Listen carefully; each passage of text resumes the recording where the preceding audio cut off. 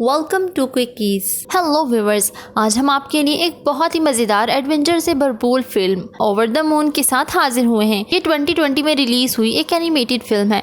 तो चलें movie start करते हैं। फिल्म शुरू होती है और हम एक फैमिली को देखते हैं जिसमें एक बच्ची भी थी। उसका नाम फीफी था। उसकी मॉम उसे बता रही थी कि साइंस ने आज बहुत तरक्की कर ली है। साइंस हमें अर्थ और मून के दरमियान फासला भी बता सकती है। उसकी मॉम मून गॉडेस के बारे में बताती हैं। उसके डैड भी वहाँ साथ ही बैठे हुए थे। तो वो फीफी से कहते हैं कि क्या मैं तुम्हें मून की साइंस के बारे में बताऊं? तो फीफी कहती है कि नहीं, मैं मॉम से स्टोरी सुनूंगी। फिर वो अपनी मॉम से कहती है कि मॉम प्लीज़ मुझे मून गॉडेस के बारे में मज़ीद बताएं ना। अब उसकी मॉम बताती हैं कि मून गॉडेस पहले एक आम लड़की थी और उससे एक लड़के से प्यार हो गया था।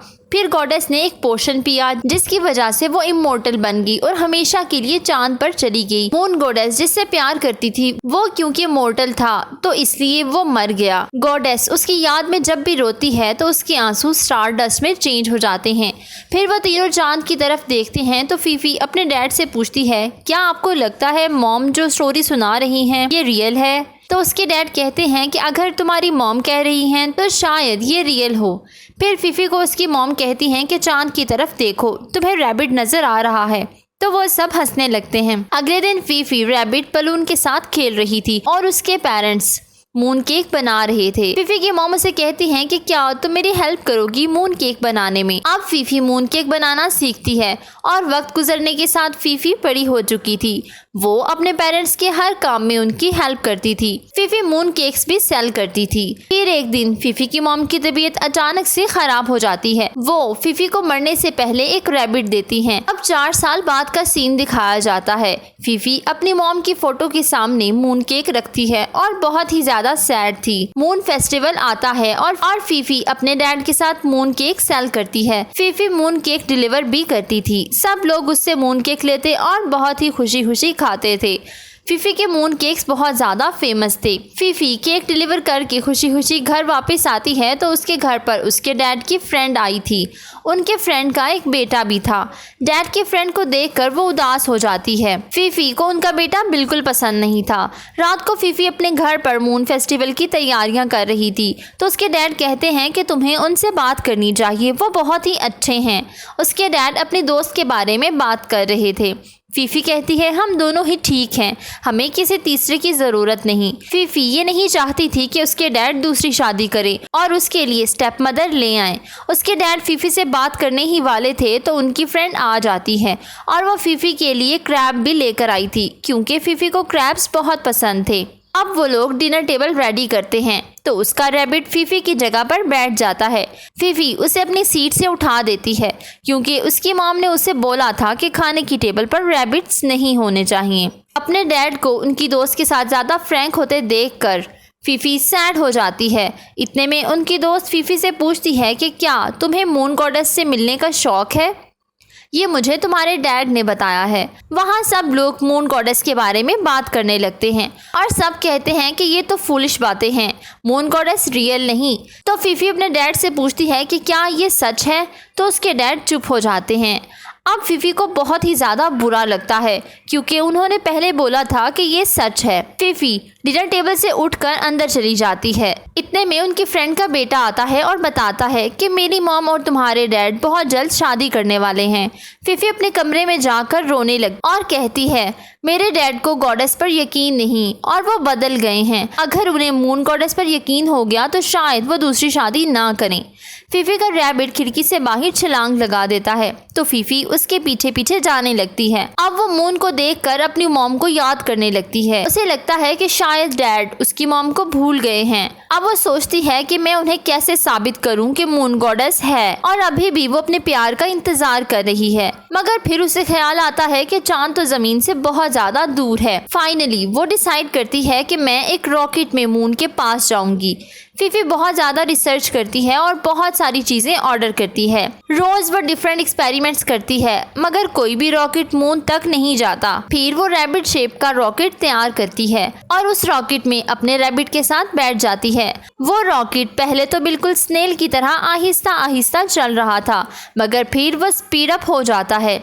फीफी मून के करीब आ चुकी थी, मगर फ्यूल ख़त्म होने की वजह से वो नीचे गिरने लगते हैं। फ्रेंड के बेटे की आवाज़ आती है। फीफी कहती है, तुम यहाँ कैसे? मैंने तो तुम्हारा वेट कैलकुलेट ही नहीं किया। इतने में एक लाइट आती है और रॉकेट ऊपर की तरफ जाने लगता है। शायद ये मून की अट्रैक्शन लाइट थी। इतने में कुछ एलियंस उन पर अटैक करते हैं। इतने में रॉकेट घूमने लगता है और मून पर लैंड हो जाता है। वो एलियन उन्हें कासल तक ले जाते हैं। ये एक बहुत ही खूबसूरत जगह थी। वहाँ पर बोलने वाले मून केक्स भी थे। वो केक्स उन्हें वेलकम करते हैं और फिर म्यूज़िक पार्टी में ले जाते हैं। वहाँ वो गॉडेस यानी मून गॉडेस सॉन्ग सिंग कर रही थी और उसका एक रैबिट भी था। वो दोनों बहुत इंजॉय करते हैं। फीफी मून गॉडेस को हक कर लेती है और कहती है कि मुझे आपके साथ फ़ोटो लेनी है ताकि मैं अपने फादर को दिखा सकूं। अब वो मून गॉडेस कहती है कि ये तुम्हें तब मिलेगी जब तुम मुझे कोई गिफ्ट दोगी। फीफी क्योंकि उनके लिए कोई भी गिफ्ट नहीं लेकर आई थी, इसलिए वो मून चिकन के साथ चली जाती है ताकि वो गॉडेस के लिए कोई गिफ्ट ले सके। वो लड़का भी गॉडेस के साथ पिक्चर लेना चाहता था, मगर वो गलती से एक स्पेस में बंद हो जाता है। अब दिखाया जाता है कि गॉडेस फिर से सैड हो चुकी है क्योंकि शायद वो अपने प्यार को मिस कर रही थी और इसकी वजह से मून पर बारिश होने लगती है। इतने खतरों का सामना करते हुए फीफी अपने रॉकेट के पास चली जाती है। वहाँ उसे गॉडेस डॉल मिलती है जो उसे उसकी मॉम ने दी थी। फीफी सोचती है कि वो ये डॉल ही मून गॉडेस को गिफ्ट दे देगी, मगर वो चिकन फीफी की डॉल ले लेते हैं क्योंकि जो कोई भी गॉडेस को गिफ्ट देगा तो वो उसकी एक विश पूरी कर देगी। अब फीफी बिल्कुल अकेली हो जाती है। दूसरी तरफ गॉडेस का रैबिट एक पोशन तैयार कर रहा था। फीफी को एक डॉग मिलता है। फीफी उसके साथ फ्रॉग राइड पर चली जाती है। वो चिकन से डॉल लेने में कामयाब हो जाती है।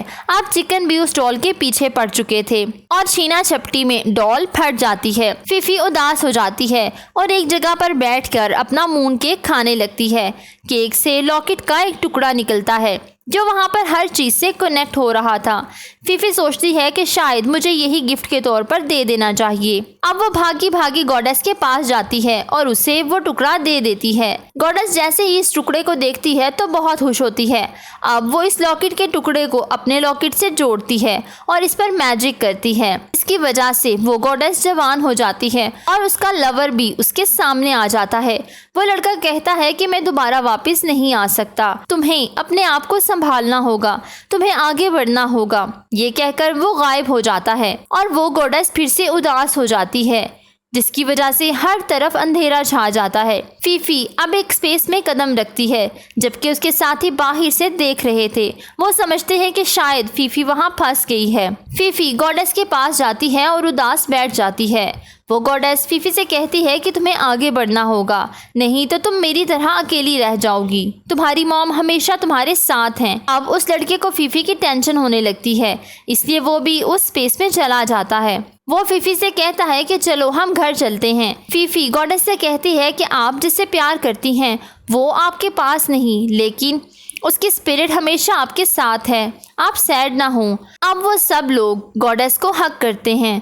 फीफी अपने डॉग फ्रेंड को गुड बाय कहती है। अब हम देखते हैं कि फीफी के रैबिट की गॉडेस के रैबिट के साथ अच्छी खासी दोस्ती हो गई है, इसलिए फीफी उसे वहाँ ही छोड़ देती है। गॉडेस उसे वही पिक्चर दे देती है जो उन्होंने एक साथ ली थी। फिर वो एलियंस के साथ घर चले जाते हैं। रास्ते में फीफी वो पिक्चर जला देती है क्योंकि उसे पता था कि हमें चीज़ें एक्सेप्ट कर लेनी चाहिए। अगर कोई किसी चीज़ पर यकीन नहीं करता तो हमें उसे उसके हाल पर छोड़ देना चाहिए। फिर दिखाया जाता है कि उसके डैड ने शादी कर ली है। लास्ट सीन में फीफी और उसकी स्टेप मॉम का बेटा आपस में फ्रेंड्स बन चुके थे। सब लोग मून फेस्टिवल की तैयारियां कर रहे थे और वो लोग मिलकर डिनर टेबल सजाते हैं।